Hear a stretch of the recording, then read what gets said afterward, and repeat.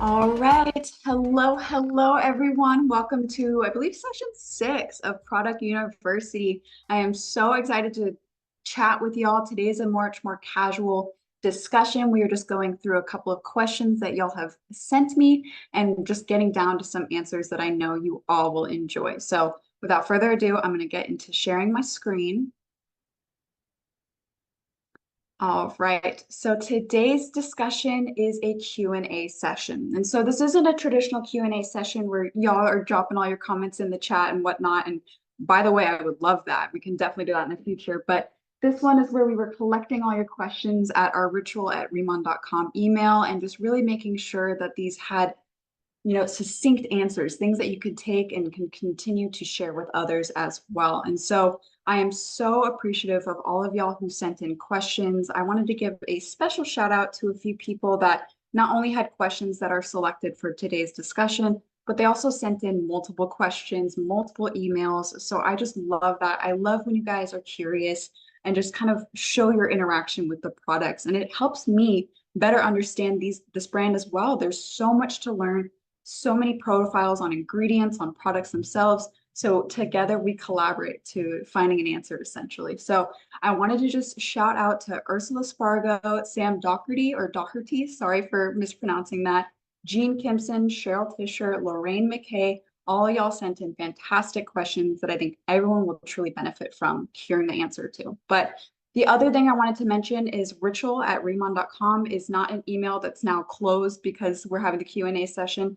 It always exists. And myself or a member of my team are always reading through the various emails we receive in the inbox to make sure that you are confident in the utilization of your products. So even if your question did not get answered today, we are going to go through and make sure every question we've already received gets an answer, and then continue to ask your questions at ritual@riman.com. We will continue to support you as best we can.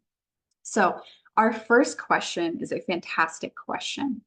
What does brightening mean? Are you bleaching your skin? So this is a fantastic question because there's so many different perceptions of skin brightening, skin lightening. There's so many different values as well in regards to skin tone and skin texture. So, in the US, we appreciate brightening. We appreciate, just things that bring about a more vibrant or radiant skin type.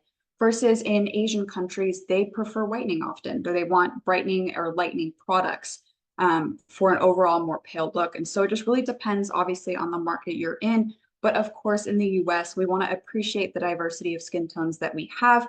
And of course, our products are doing the same. So when you talk about specifically brightening, there's kind of 3 different categories of ingredients that often get erroneously clumped together. So brightening, lightening, and then whitening or bleaching. So brightening or skin brightening refers to more so the process of enhancing your radiance and clarity of your skin without altering its natural color. So brightening products are going to be things that really aim to not only improve your texture and tone, but also your skin cell turnover. So that's going to allow more dull skin that's on the top to then slough off and for newer, brighter skin to resurface. So things that exfoliate are going to help this, whether it's chemical or mechanical exfoliators, and really just bringing about a more hydrated appearance. So hydrating ingredients actually can be considered as brightening ingredients.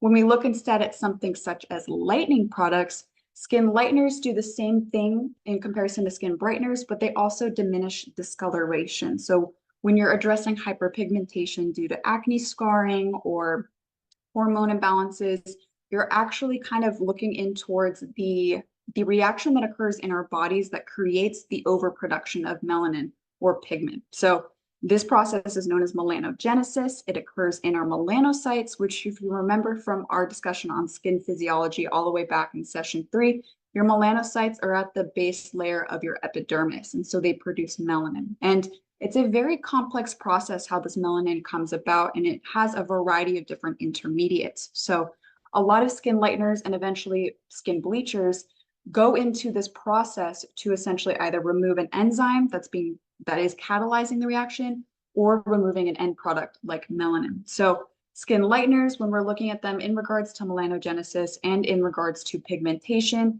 it essentially inhibits melanin production at a safe and regular tone. So for any area where you are overproducing melanin due to inflammation or due to hyperpigmentation, these products go in and address that overproduction to essentially limit the amount of melanin that builds up, which causes the discoloration or dark spots.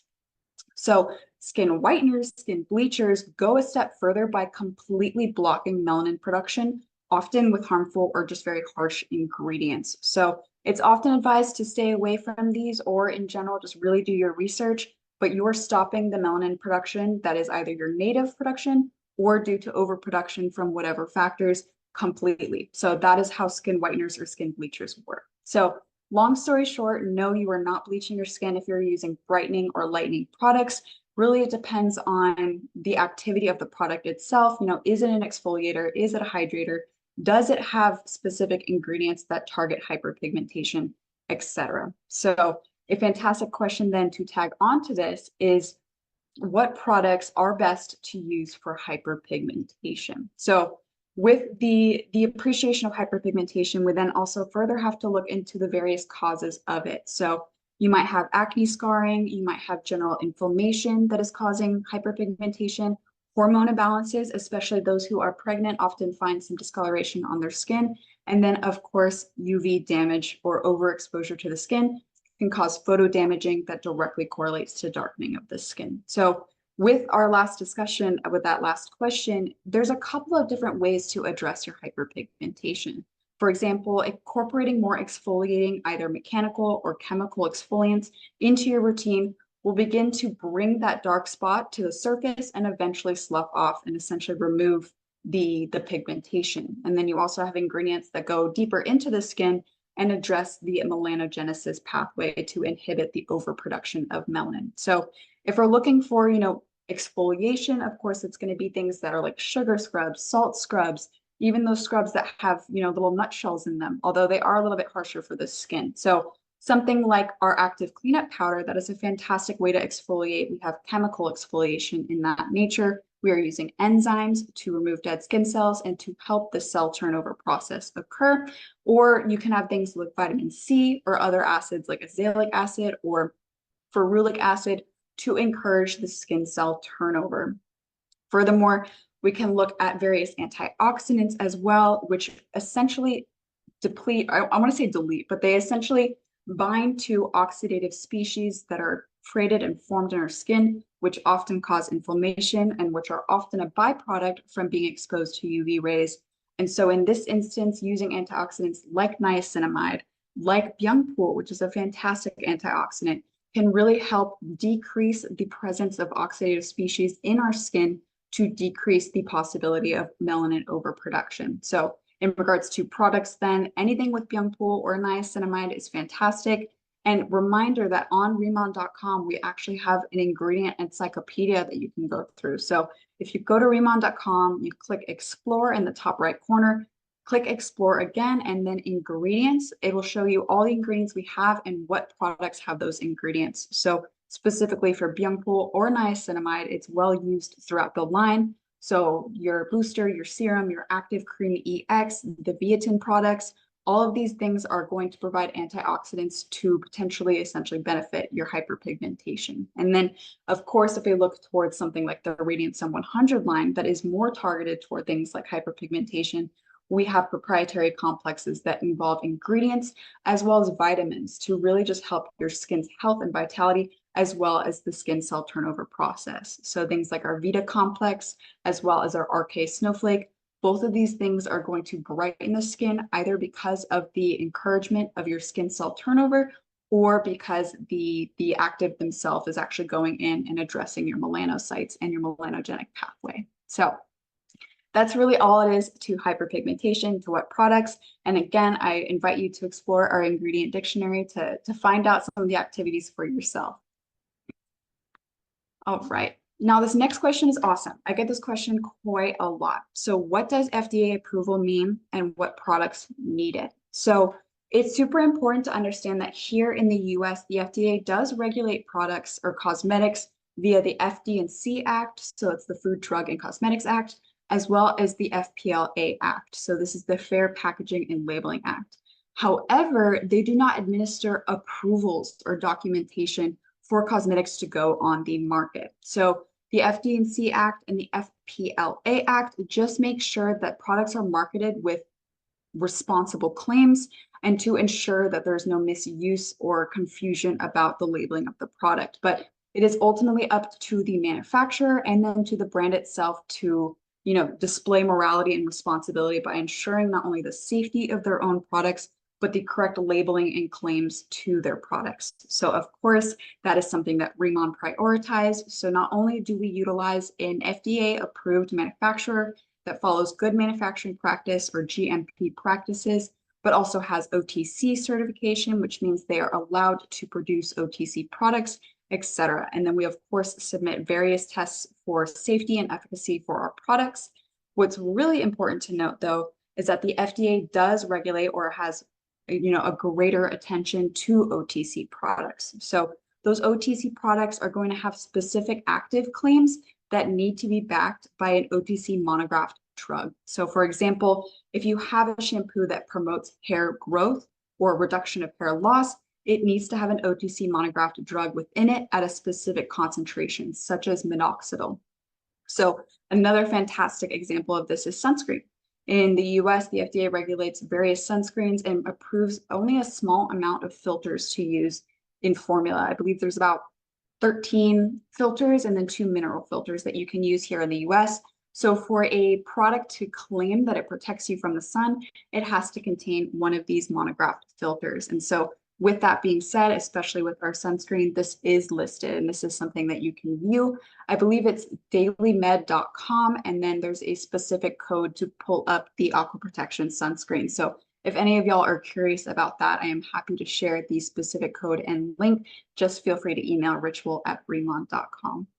So all of this being said, some things are going to change. So the FDA essentially suggested an act in 2022 that later was put into effect last year, and that is the MOCRA Act, or Modernization of Cosmetic Regulation Act. So through this act, the FDA has a little bit more control specifically over the safety regulations of products. So it requires various different pieces of paperwork. The manufacturer itself has to be FDA registered, and then the products themselves also have to be submitted submitted with their safety testing. So as we continue to develop and to embrace regulation expectations here in the US, I'm not sure if this is something that's visible to the customer side of it, or if it's something that is just purely between the FDA and a brand. But just know we are always abiding by whatever FDA guidelines are provided to us as a cosmetics and skincare brand. All right. Next. So Deep Talk Plus. Why should it be taken before breakfast and after dinner? Does the timing matter? All right, I love this question. Deep Talk Plus is my favorite product, as I'm sure I've said quite a lot now. And it's really unique in the sense that I think it is kind of dependent on each person and on their digestive habits. So for myself personally, I only take 1 packet a day. I take it after dinner, and that's sufficient for me to get the regulation that I need. However, the ultimate suggestion made by HQ on the packaging is before breakfast and after dinner. And I really like to look at it as opening your day and closing your day. So with it being a microbiome supporter and a fiber supplement, you're taking it at the beginning before breakfast to essentially just prep your intestines, not only for the nutrient absorption of what you're going to eat throughout the day, but it also does aid a bit in that feeling of satiety, such that you don't overeat throughout the day, that you feel full after you have your regular meals. Versus when you take it after dinner, that's the cap of your day. So this is when it really comes in to not only detoxify from your previous eating habits, but it also allows your body to start its business and start, digesting all the things that you've consumed throughout the day, such that when you wake up, all that stuff has been successfully digested. So that is the ultimate reasoning for why we suggest before breakfast and after dinner. But at the same time, I highly recommend y'all just play around with this, see what's comfortable for you, and really decide for yourself your ultimate consumption technique, because I know that I found so much satisfaction with my personal experience. And on the line of lightening, then I also got a question about the beauty collagen ampules. So can you refrigerate them, and can you take too much? So yes, you can refrigerate them. The storage conditions are that you just keep it at room temperature in a darker area, so not in direct sunlight. So if it just improves your experience with them, to refrigerate them, especially if you're not adding it to ice cold water or whatnot, go for it. But the only thing to mention then is that some of the ingredients in the ampule may possibly sediment out. And so that just means that you're going to have the liquid in the ampule, but you might have some sediment at the bottom of various ingredients. And that's okay. You're consuming the whole thing still. You're still getting the benefits upon consumption. It just might just a bit interact with the ultimate perception of the product when you're taking it. Can you take too much? So this is a great question because I know some people that take a couple a day, especially if you're talking about it and you keep taking them. Ultimately, there's not a huge concern for taking too much. Collagen itself is a protein, and then if you are taking enough that your body cannot essentially accommodate how much it has, it's just going to pass through as waste. So HQ obviously tested the benefits on it and found that the greatest recommendation is for single ampule a day. So I do suggest you stay with that use level just to maintain not only the benefits, but to not waste the product. But it will not essentially hurt you if you take more than one, but don't be taking 10 or anything like that. By that time, I can't claim if anything will happen, but yeah, 1 or 2 is fine for y'all to take. All right. Okay, another good question. All these are great questions. That's why they're in the presentation. Why don't the coverage products have SPF? Can you mix the sunscreen and Daily Aqua BB? And the reason I love this question is it's something that I asked myself when I first started with Riman and I received all the products and the BB cream and the luster cushion. And I, as an American, am so used to having BB or CC creams with an SPF. That's just something that I always understood. So I was interested why we didn't have an SPF in our BB cream. And there's 2 main reasons why. The first and probably the greatest is formulation compatibility. So when you are formulating, there are 2 different categories of filters you can use. You can have mineral filters, of which there are only 2, and then chemical filters. So the mineral filters are going to be titanium dioxide and zinc oxide. And both of these are powders, they're minerals. So oftentimes they're either pre-dispersed in a mix of something by a supplier, or they have to be dispersed in formula by the formulator. So this makes it a little bit difficult because if you are incorporating a pre-dispersed mineral, then you're going to obviously have to account for that extra ingredient that is dispersing the titanium or the zinc. And then of course, if you are dispersing it yourself in your formulation, you have to make sure there is 0 clumping in formula and that there's essentially an even spread of the product upon application. So it really restricts the variability of other ingredients you can use, other emollients, other thickeners, especially because these filters and these minerals do kind of slightly alter the pH of a formula. They alter the charge of a formula. So certain things can actually, if you added a filter, it could break the entire formula and it just becomes water, etc. So it's very careful how formulations with SPF are created. You're also restricted to specific formulation types. I won't get too much into detail on that, but the emulsions that you're enjoying, such as lotions or shampoos and conditioners, have different formulation capacities in regards to if the water is added before the oil after the water, and then they're emulsified. All of this is actually taken into account when creating formula. So the biggest then in that case is that we wanted to focus on the sensory aesthetic and the other active ingredients in the BB cream and in the 4D luster cushion over the potential for SPF, which would restrict us in our formulations. The second thing, however, of course, is Riman at its root is an opportunity for you to create your own ritual. And so if we were to create an SPF coverage hybrid product, sometimes this would limit an individual in their creation of their ultimate ritual. If someone is allergic to sunscreens or they have a coverage product that they prefer, which is totally fine, essentially using something that has both SPF and coverage or tint might hinder their ability to kind of think outside the box and to create what they want for their skin. So we really wanted to look towards the ability to layer things, to enjoy multiple different benefits and multiple different products on your day-to-day. So absolutely you can mix the sunscreen in the Daily Aqua BB. This is something that we even suggest on our flip chart, but it's a great way to not only get a more fine tint on your skin if you're looking for a lighter coverage, but then of course to get some of the SPF benefits. But just make sure you're adding enough SPF to get the protection that you're needed. I believe it's enough to cover or what's it called? It's about a quarter-sized amount. That might be too big. Like a nickel-sized amount of sunscreen is sufficient to cover your entire face. So the answer is yes, absolutely. Go ahead and combine your products, but we just kept them separate to allow people to modulate as they desire.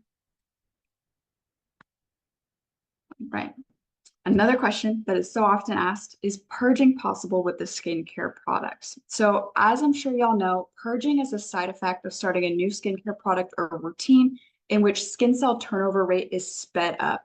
So because of this, new cells that, were deeper essentially in the skin start coming up and bringing with them pre-existing blockages such as comedones, pimples, pustules, even dark spots. So purging is most often noticed with harsher actives, like retinoids, for example, is a great example of when purging occurs.